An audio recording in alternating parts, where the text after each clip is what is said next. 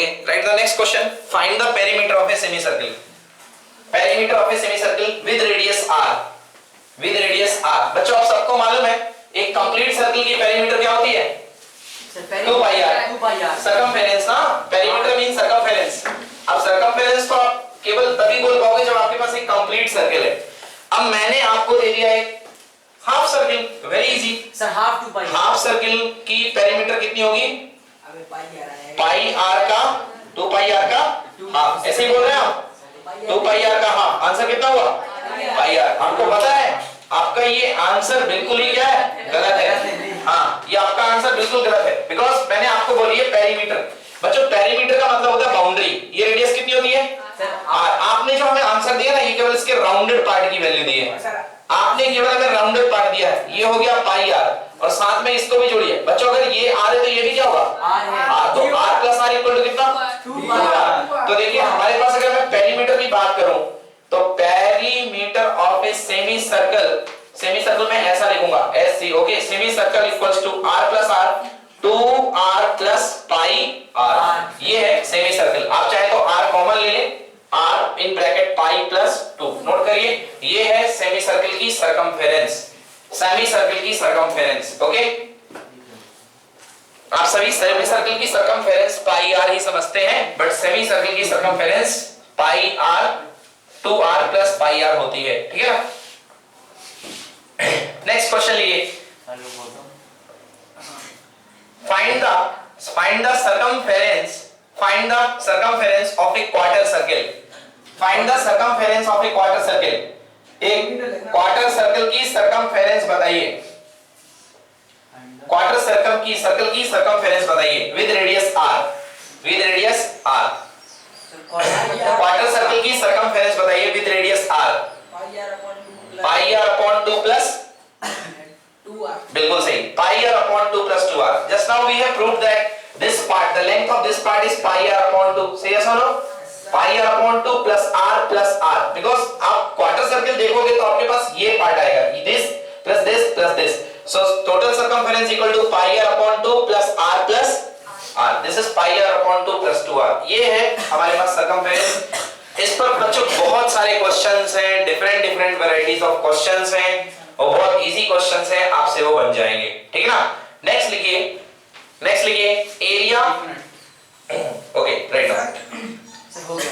What's the next इसमें next topic area of A sector, area of A sector. Next topic is area of A sector.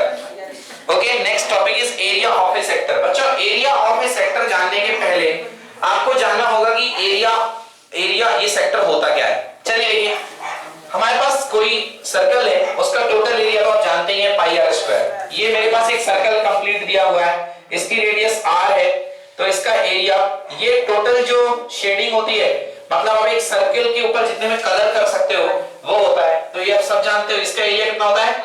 Pi r square. अब 2 पाई r भूल जाइए, length of arc खत्म, major arc हो गया, minor arc हो गया, पहला उसका पेरीमीटर हो गया, वो फिनिश। अब हम बात कर रहे हैं केवल सेक्टर पे। तो देखिए हमारे पास ये पाई r स्क्वायर एरिया है, मतलब ये हम ये समझ सकते हैं कि यहां से लेकर के यहां तक का पूरा रेडियस घूमती है, एक चक्का घूमता है, और ऐसा घूमता है कि इसको पूरे को कलर करते जाता है, यहां से पूरा कलर करते करते करते करते करते ऐसा आएगा, मतलब नीचे इसके कुछ कलर ब्रश लगा हुआ है और ये कलर करते जा रहा है। तो 360 डिग्री का एरिया इसने कितना दिया? पाई r स्क्वायर, मतलब 360 डिग्री एंगल एरिया प्रोड्यूस करता है पाई r स्क्वायर। तो 1 डिग्री एंगल एरिया कितना प्रोड्यूस करेगा? पाई r स्क्वायर अपॉन कितना? 360। तो थीटा डिग्री एंगल कितना प्रोड्यूस करेगा? पाई r square into theta upon 360। तो देखते हैं ये हमारे पास बन जाएगा पाई r square multiplied by theta upon 360। बच्चों यही कहलाएगा एरिया ऑफ ए सेक्टर। क्या कहलाएगा? Area of A sector. Sir हमें सब तो समझ में आ गया, थीटा कहां से आया ये बताइए। देखते हैं अगर ये फॉर्मूला कब लगेगा, अगर हमारे पास ये कोई सेक्टर है, आप देखिए ये कोई सेक्टर है, ये एंगल बना रहा है थीटा, तो आपको जो एरिया निकालना है वो इस सेक्टर का निकालना है। पहले हम पूरे का निकाल रहे थे ना, अब हमें इतने पार्ट का एरिया निकालना है। ये तो ये जो पार्ट कहलाएगा ये हमारा कहलाएगा सेक्टर, और इस सेक्टर का एरिया होगा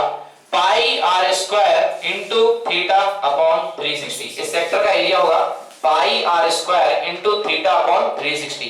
जैसे आपने देखा था अभी थोड़ी देर पहले कि मैं इतना छोटा सा आर्क लेता रहा हूं तो ये बनता रहा माइनर आर्क, और ये बड़ा वाला आर्क क्या कहलाता था, मेजर आर्क। इस तरीके से इसमें दो सेक्टर बनेंगे। ये जो ब्लू वाला दिख रहा है आपको कौन सा सेक्टर है, माइनर सेक्टर, और ये जो बाहर होगा इसके वो कौन सा होगा, मेजर सेक्टर।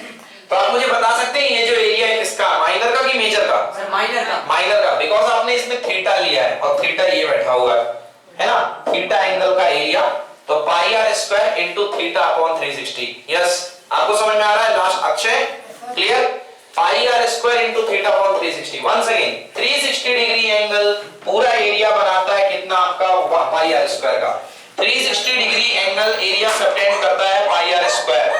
360 डिग्री एंगल हमारे पास एरिया सबटेंड करता है पाई आर स्क्वायर, तो 1 डिग्री एंगल एरिया सबटेंड करेगा पाई आर स्क्वायर अपॉन 360, तो theta degree angle area subtend करेगा pi are square into theta upon 360। Okay, ये हो गया हमारे पास। लिखिए area of minor sector, formula लिखेंगे area of minor sector, area of minor sector equals to pi are square into theta upon 360। बच्चों लिखिए please, area of minor sector equals to pi are square into theta upon 360। ये है minor sector का area, area of minor sector equals to pi are square into theta upon 360।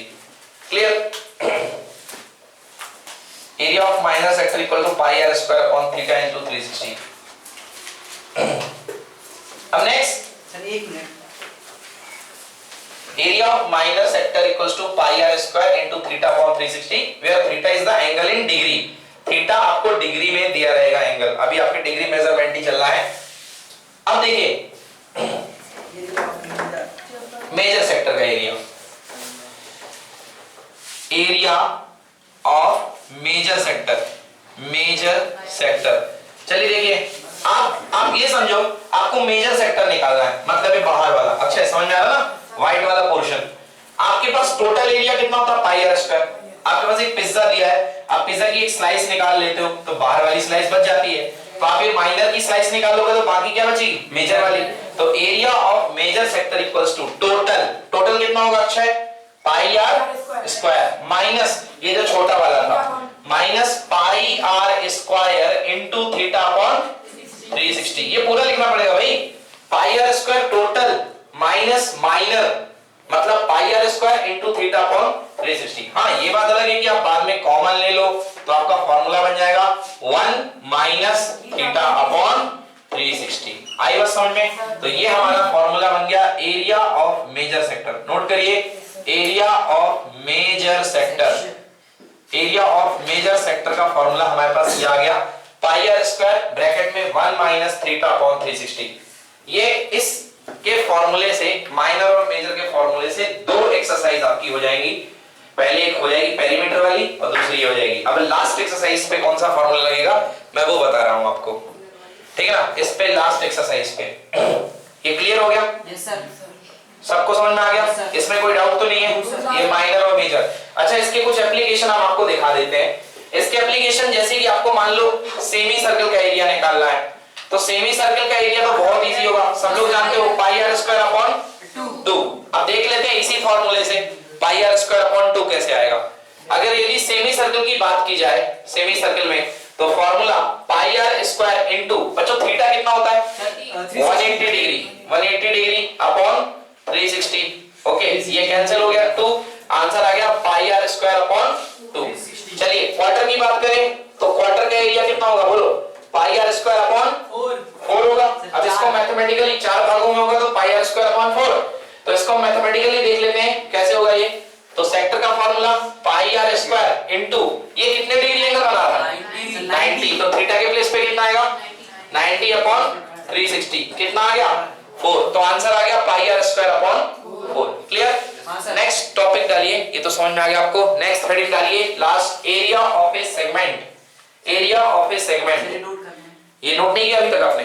चलिए note करिए। Sir वो